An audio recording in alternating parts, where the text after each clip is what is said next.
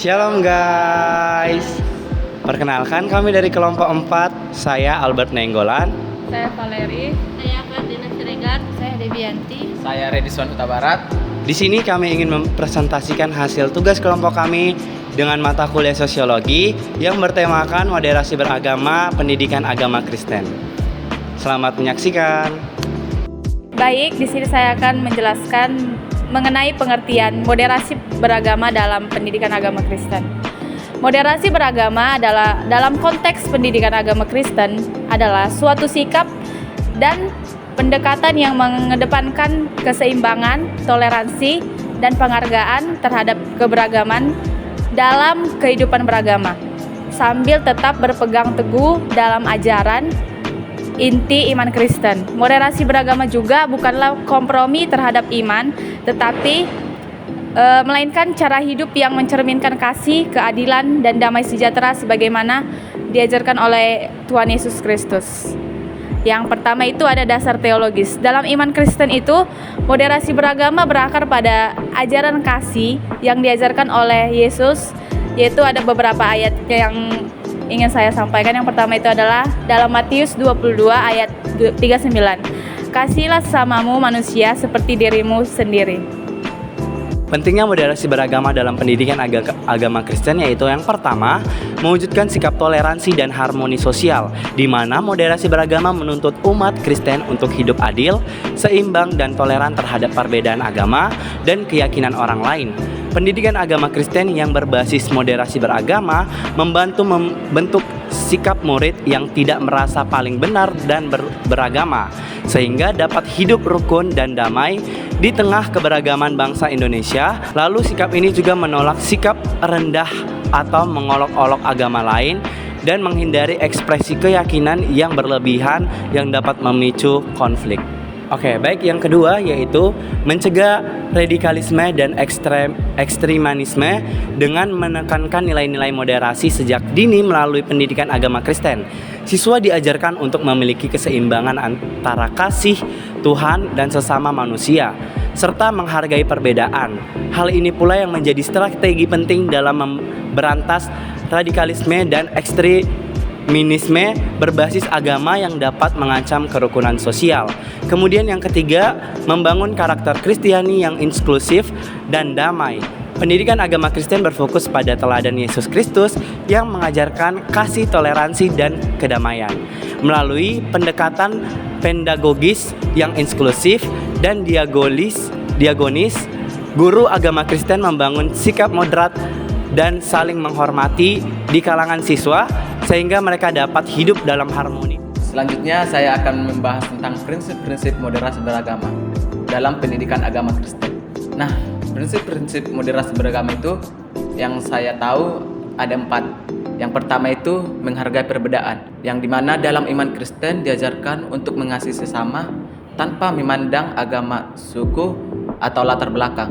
Jadi, dalam pendidikan Kristen penting untuk mengajarkan siswa menghormati orang lain yang berbeda keyakinan.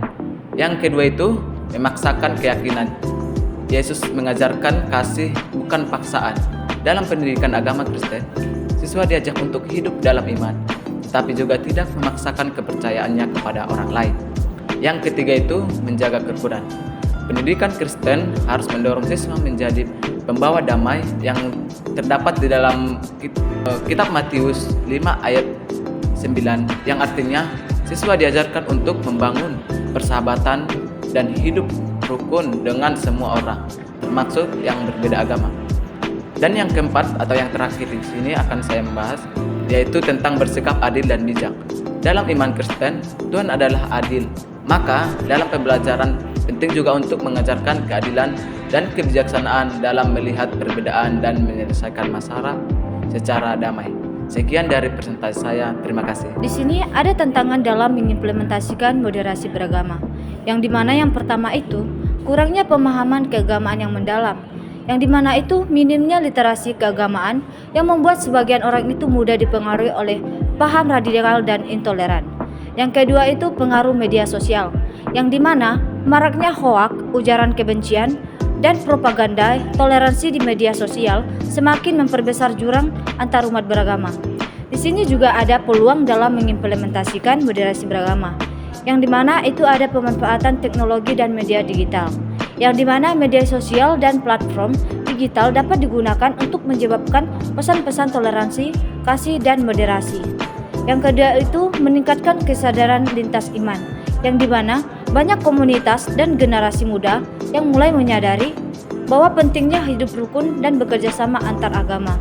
Yang di sini juga ada peluang penguatan karakter melalui teknologi kontekstual, yang dimana dalam agama Kristen, ajaran Yesus Kristus tentang kasih, pengampunan, dan pelayanan kepada sesama sangat selaras dengan prinsip moderasi.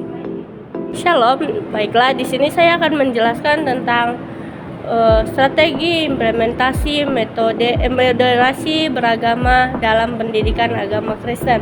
Yang pertama, integrasi nilai moderasi dalam kurikulum dan materi pembelajaran pendidikan agama Kristen. Mengintegrasikan nilai-nilai moderasi beragama seperti toleransi beragama, kasih, dan perdamaian ke dalam metode pembelajaran.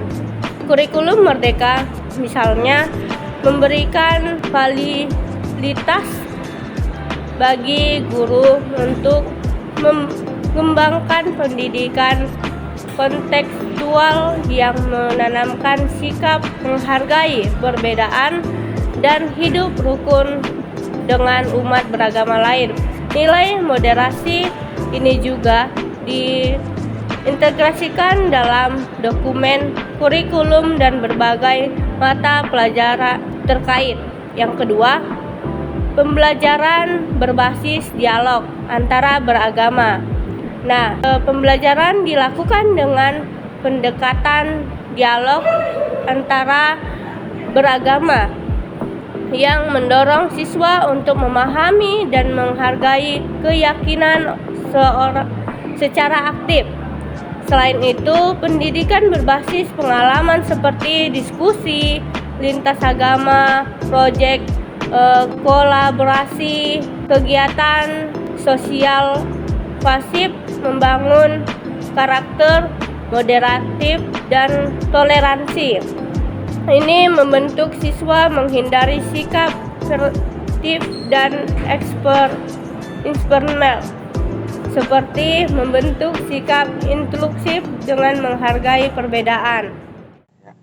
Baik, sekian video presentasi dari kelompok kami. Terima kasih.